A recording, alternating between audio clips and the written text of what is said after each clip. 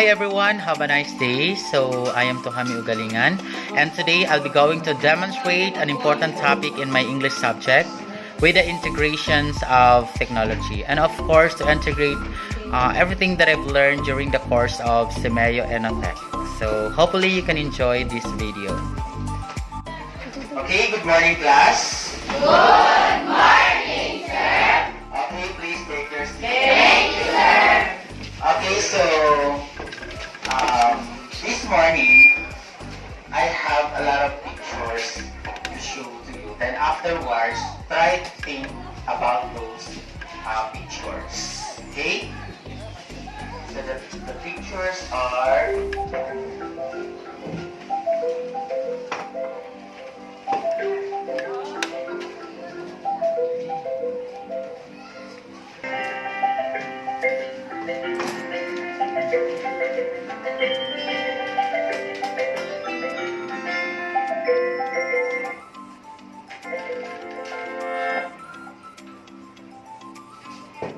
okay, so who can read the question?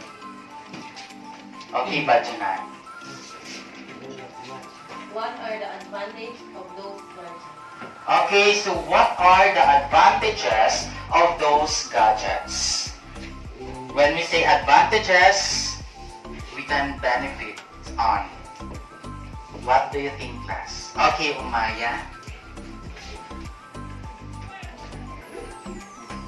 Ano yung makukuha natin? Ano yung magandang maidudulot ng gadgets na yun sa atin? Communicate. Yes. Para sa pag-communicate sa mga Oh. The advantages of those gadgets is to communicate with people. Very good.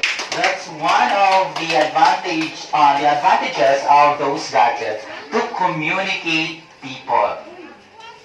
Okay, did you do that? Yes, sir. Especially to those who are having family abroad, right? Okay, so what else? Aside from to communicate people,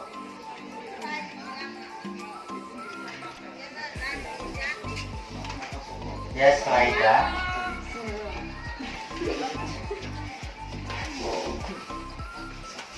Oops. Okay, Norhana. Let's come in action.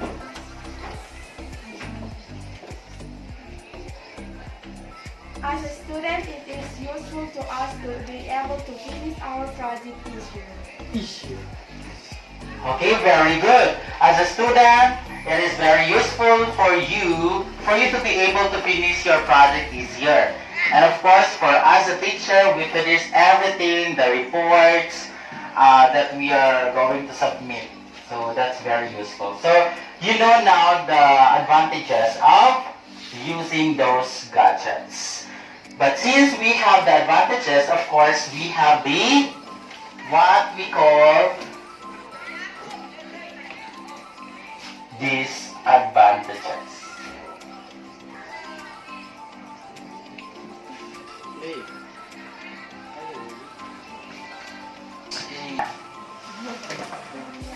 What are the disadvantages of those gadgets? Okay, so what are the disadvantages of those gadgets? Okay, so what do you think, class, would be the disadvantages of those gadgets when the way we use the gadgets and other products of technology? Any idea? What? Okay, Bailey. What are the disadvantages of that gadget? When overusing of it, and it will affect our brain that leads to irregular mental health.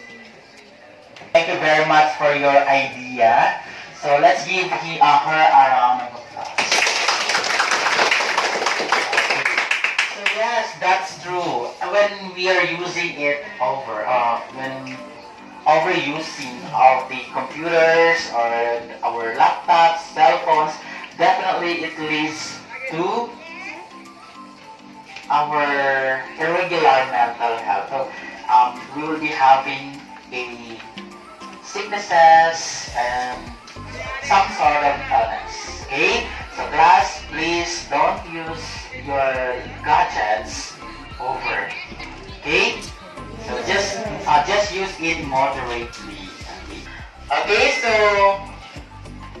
at this point, I prepared a piece from our book, A Journey Through Anglo-American Literature Learners Materials in Grade 9. So, about Revised and Grieved in Real Time by Brian Stelter, published July 31, 2013. So let's talk about this short passage. Then afterwards, let's give on the emphasis of the use of technology. Right? Okay, so who can read? Okay, Norhana.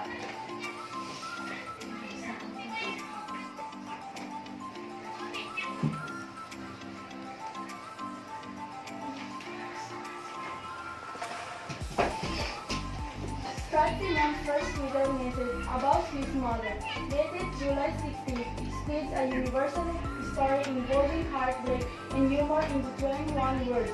He wrote, "Mother called. I can't talk. I'm surrounded by handsome men.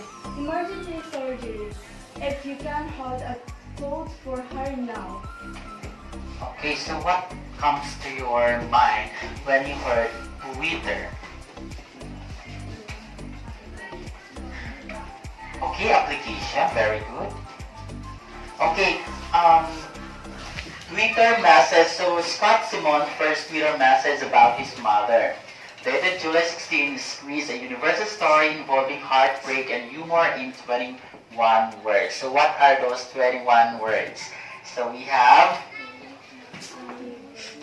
mother called, I can talk, I'm surrounded by handsome men, emergency surgery, if you can hold a thought for her now.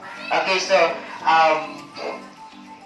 in a surgery, probably is the location of like hospital. So that's the location when you are going to have the operation. Okay. So let's proceed.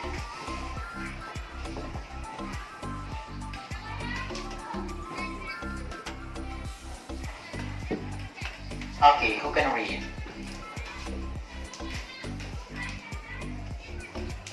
Okay, Raida. The elector said that he'd have more than say later, and he did. We never stop learning from our mothers. Do we? He asked on July 25. By then, his mother, Patricia Lyon Simon Newman, 84, had spent several nights in the intensive care unit of Chicago's area hospital. And Twitter users around the world were getting to know her. Thanks to the short burst for commentary by Mr. Simon that has of weekend editions Saturday and NPR.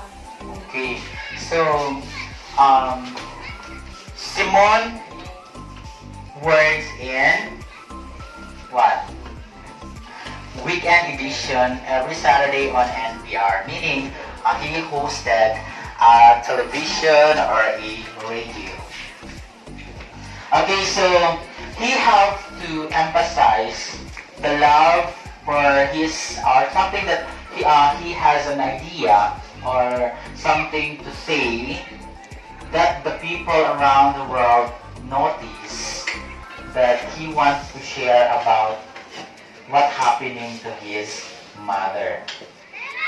So his mother spent several nights in the intensive care unit. So if his mother are in the care unit, probably maybe his mother has a sickness or illness. Okay, very good, illness. So that's it. So who can read the next paragraph? Okay, very good. Sarida.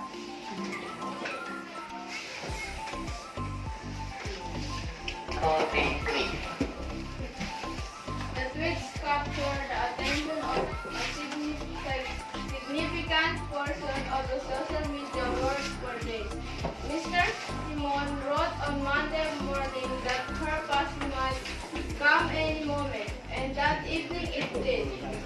When she died after being treated for cancer. Romeo and Juliet, he wrote she will make the best of heaven. Shines to find that all the world will be in love with night, and then stop waiting for half a day. Okay, so what is the sickness of his mother? Okay, having cancer. Okay, so he tweets that around the world, or people around the world, because if you are well known, people could notice you. Okay, so just in a just for an hour or just a trick of seconds, it's recognized your tweets because you are well known. So the tweets capture the attention of a significant portion of the social media world for days. Okay, so we might know that her mother passed on. So that's the rhythm of this paragraph. So next slide.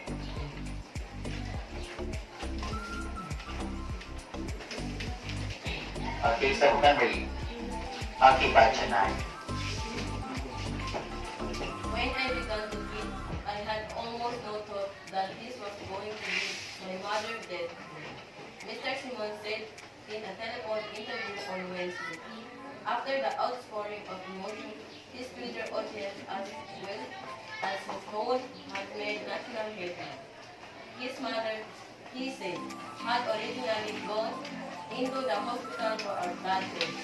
As it got more serious, he was just the marvelously entertaining and insightful, he said, and found it Irresistible. Okay, so when he know that his mother was actually died, so the emotion are flowing. So if your parents, if your mother, father would experiencing like such illness, so what comes or something, what can you feel? What can you feel? Okay, feeling sad. Okay, very good. Because syempre, they are our parents. So, we give our best for them. Okay? Yes.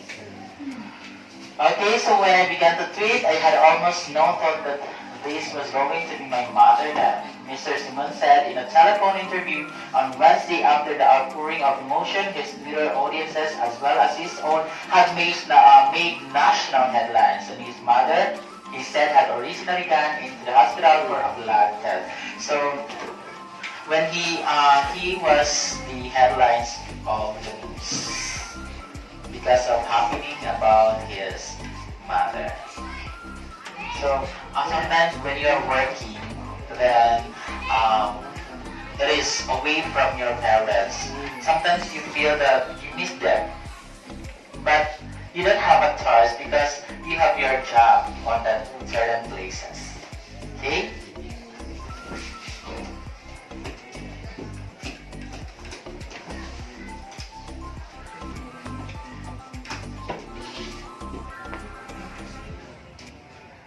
Okay. Who wants to read? Okay, Bailani. In the past, he might have done that through a book or a record segment for his radio program. Mr. Simon commented on the death of his father and stepfather in his 2000 memoir, Home and Away. But the internet enabled him to celebrate his mother and mourn her in real time, creating the sense this week that an online community was collectively grieving with him. Okay, thank you very much. So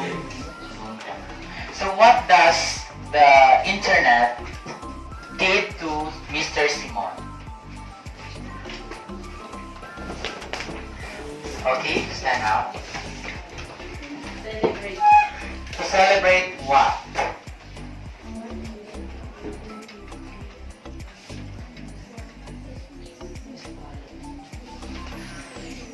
Anyone? To celebrate, yes ka na yun.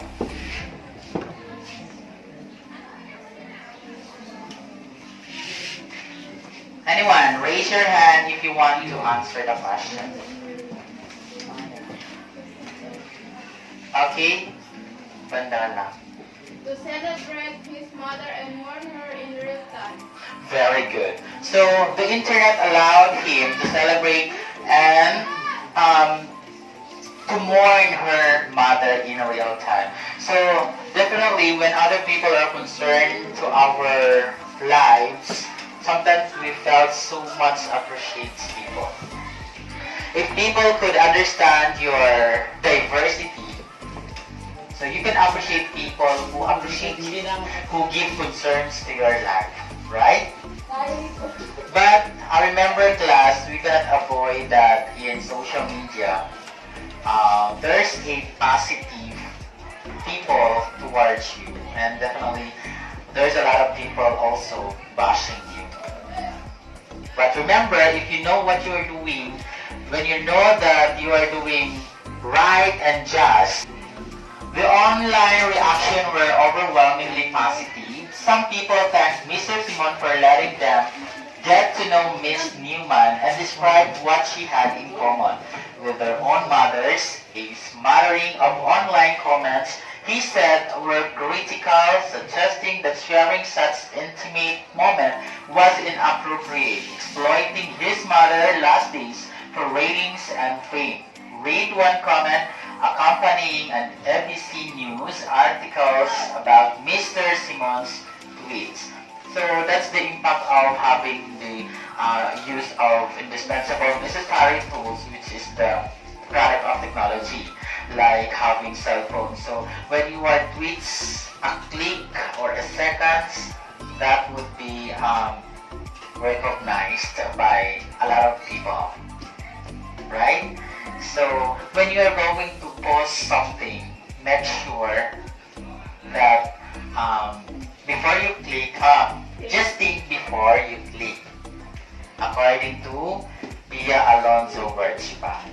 Okay, so because of Timon tweets, many people give their sympathy, show their sympathy to Mr. Simon, especially to those his fans, because he's well-known broadcaster.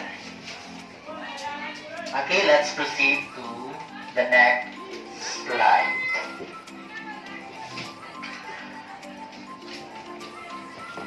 Social media is most poignant when it gives us a window on stories that would otherwise go untold, said Bert Herman, a co-founder of Storyfy, an internet company that markets what it calls social storytelling tools. The stories can be voyeuristic, like a couple fighting at a Burger King, but at their best, these stories give us a deeply personal view in life, inflection points, whether it's a revolution abroad or an intimate moment between a mother and a son. So that's what we call don't judge too quickly.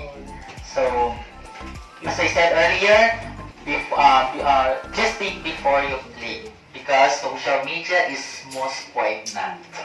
When we say poignant, what is poignant?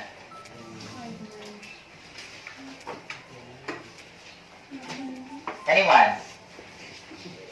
Or in Tagalog, poignant means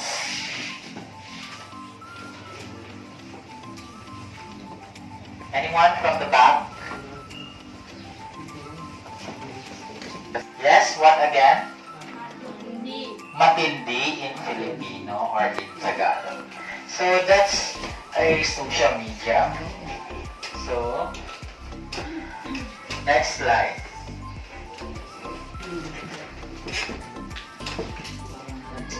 Okay, so Mr. Simon said he wanted people to know that I wasn't holding my mother in my arms and tweeting with my free hand. He added, as you may know, an incurable illness like this is a lot like war. Because when we say cancer is something incurable, a type of illness that is incurable. Life is a lot like war. There are moments of panic and anxiety separated by hours of tension. Okay.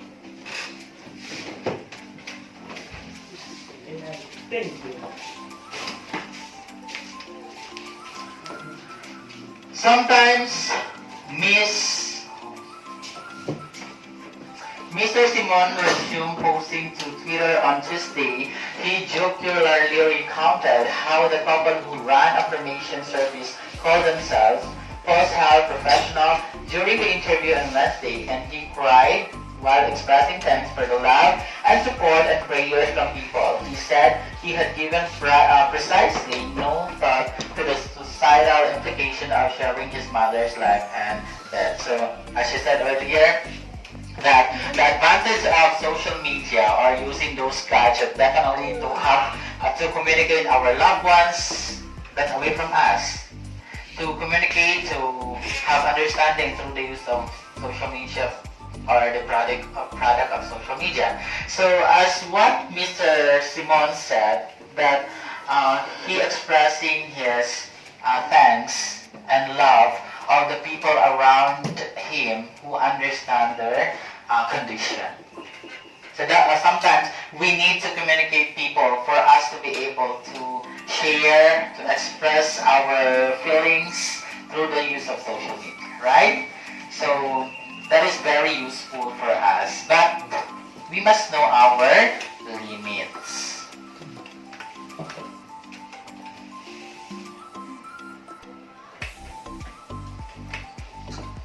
Don't forget to say thank you to the people who are concerned to us through social media.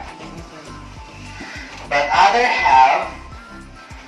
we have reached a point in the way we think about our lives where our stories of struggle and loss feel like they no longer belong solely to us. Said Joe Lumbers, founder of the Center for Digital Storytelling in Berkeley, Cali. So being able to broadcast them on Twitter or elsewhere online feels like a gift to those grieving in our families, our communities, and as far as a tweet might reach. Sometimes when people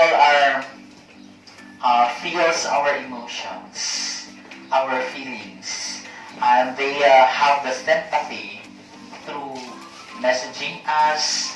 So sometimes our feelings become not that bad, but it's yung parang gumagaan yung feelings natin when people are concerned to us.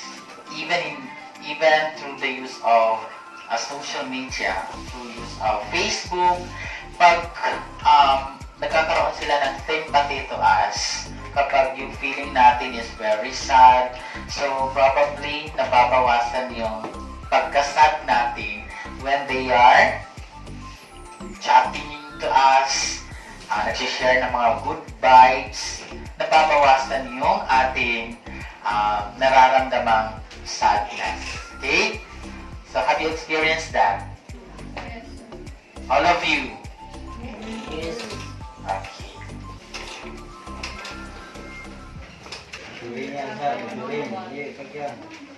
Okay. So that the story of Mr. Simon through the use of simple tools that give a great impact to the world. Okay? So when you have different accounts like the Twitter, the Instagram, or even the Facebook, all around could see a simple post will make a great impact in the world. Meaning, there's a lot of people, because we know that individual differences. We have to know the diversity of people. People sometimes judge our routine, judging what we are doing. But other people could judge us in a good way, but there's a negative way. So we must always put into our mind the positivity so that we can have the positive outlooks in life. Just remove all the negatives in your side so that you could be more stronger people. Okay, so just use internet, just use different tools, the accounts, different applications in a right way, so that you can consider yourself as a good user of social media. Okay, so at this very moment, so let's have an activity.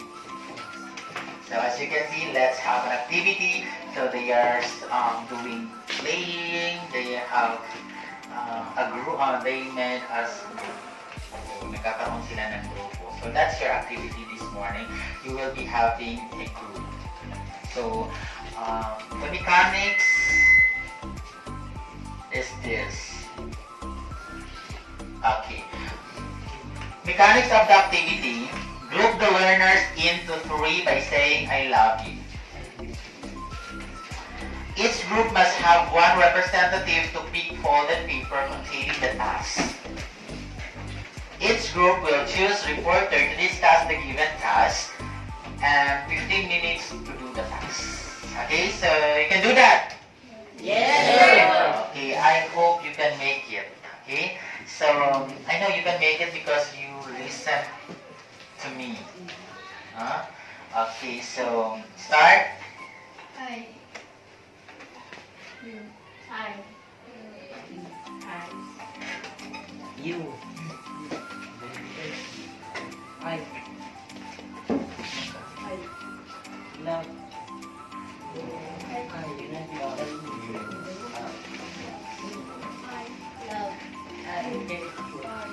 Love you. I love you.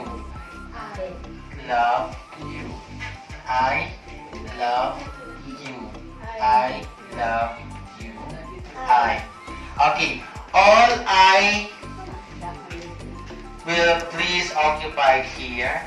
So you can move this chair. So let's divide the chairs into 3. So move the 3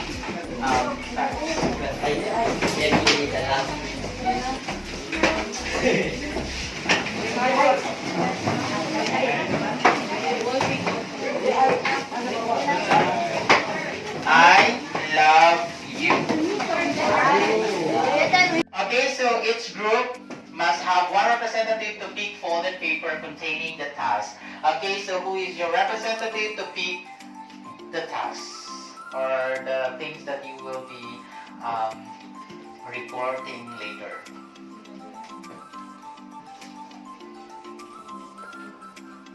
Okay, next. You don't have any choice but to pick this one.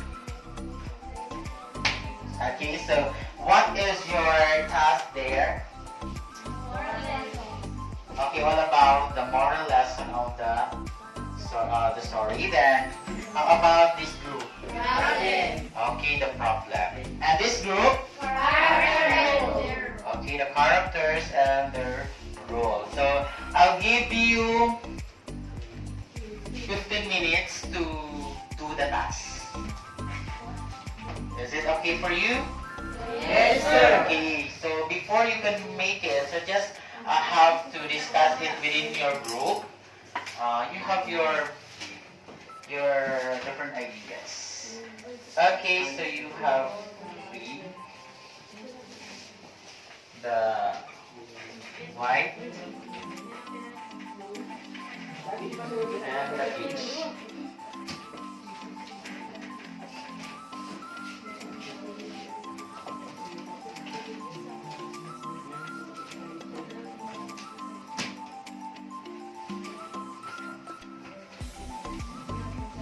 Okay, so your time start now.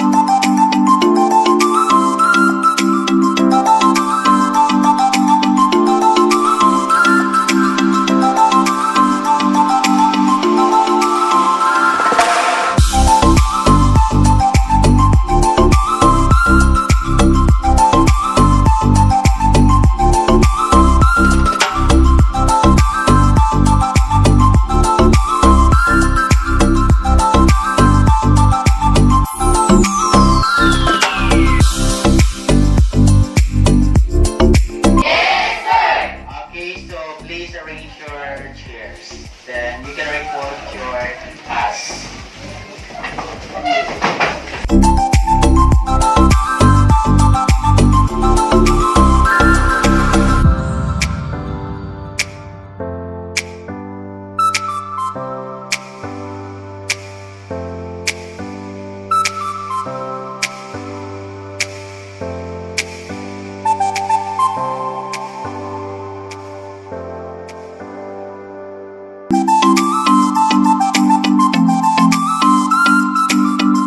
First presenter is the group I.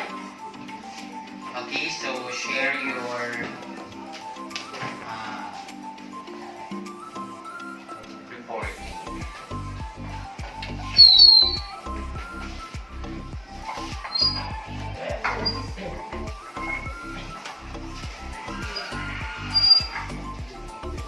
Good morning, classmates, especially to my handsome teacher, Sir Tuhami Ugalingan. Our group is assigned to report our characters and their roles. Scott Simon, the first tweeted message about his mother death, July 6, quiz a universe story involving heartbreak and humor into 21 words. Son of Miss Newman. Patricia Lyon Simon Newman, mother of Mr. Simon. She had cancer. Bert Herman, a co-founder of Storyfy, an internet company that markets what it calls social storytelling tools.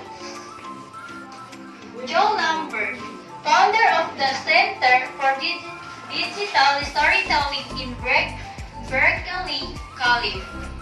Doctor of Miss Newman and Doctor of Chicago Area Hospital. Nurse, also nurse of Miss Newman and also nurse of Chicago Area Hospital. Thank you. Chicago. Is a report of the group lab. Scott Simon's first Twitter message about his mother, date July 16, is with a universal story involving heartbreak and humor 21 words. His mother, Patricia Lyon Simon Newman, 84, had spent several nights in the intensive care unit of a Chicago area hospital. and she died after being treated for cancer. Thank you. Okay, proceed. Classmates, good morning, sir. This is the signed report of Group U about moral lessons. The moral lesson of the story in good fast and brief in real time is the social media is most poignant when it gives us you window on story the untold otherwise go untold. And do not waste time. Use every minute of your time for her mother. And for your information, don't judge too quickly and just think before you think. Okay, so for group number 1, the characters of the story together with the rules. So Scott Simon's first Twitter message about his mother dated to July 16th is a universal story involving heartbreak and humor in 21 years. Or the son of Mrs. Newman, okay, not Miss. So Patricia Lyon Simon Newman, mother of Mr. Simon, and she had cancer. It is correct. Okay, so it is correct. So, Bert Herman, a co-founder of Storyfy, an internet company that markets what is called social storytelling tools. Is it correct? Okay. Joe Lambert, a founder of the Center for Digital Storytelling in Berkeley College. And of course, the doctor and the nurses of the Chicago Fair Units Hospital. Okay. For your content, I give you 24. For the delivery, it is 14. Teamwork, 5. Neatness. So Scott Simon's first Twitter message about his mother dated July 16. Squeeze a universal story involving heartbreak and his mother, Patricia Lyon Simon Newman, 84, had spent several nights in the intensive care unit of Chicago area hospital, and she died after being treated for cancer. So for the task of group love, it's all about the problem of the story. So the problem of the story, definitely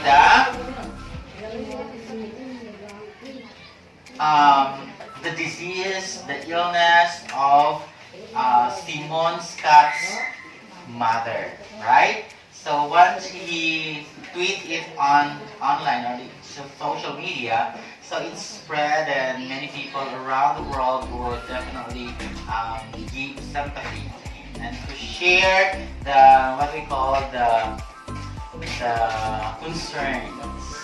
Okay. Okay, so let's proceed to the score. Okay, for your content, I gave you 24, delivery 13, teamwork 5, neatness, I gave you 5, total of 47 also. For the group view, the moral lesson, you just emphasize all about the moral lesson that we can get from the story or a certain reading articles. So the moral lesson of good pies and grief in real time is that social media is most poignant when it is given as a window on stories that would otherwise go untold. And do not waste time. Use every minute of your time for your mother in your for your information. Don't judge too quickly and just think before you click. Okay, so the bottom line there is definitely to spend time together with our parents. Sometimes when we work in different places, we don't have any time to our parents, right? Yes. So as you can see, people that there's a lot of money, but they don't have the what's it called spending time together with their parents. So for me, it's been useless. So I think that it is important to give time with our beloved parents because time is so short. Okay, so That's the moral lesson of the readings. It's all about to give time to our parents. Don't waste every single minute. Just enjoy the moment together with your parents. Okay, so this is your score. So for the content, I give you 25. Delivery, I gave you 14. Teamwork, 5. Neatness, 4. Total of 48. Okay, so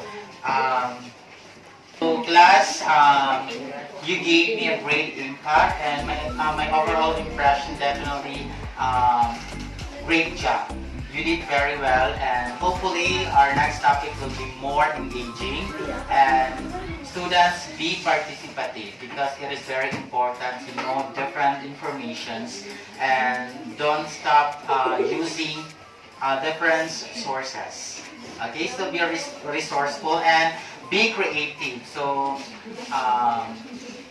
you can make it. I know you can make it. So once again, congratulations class and good morning.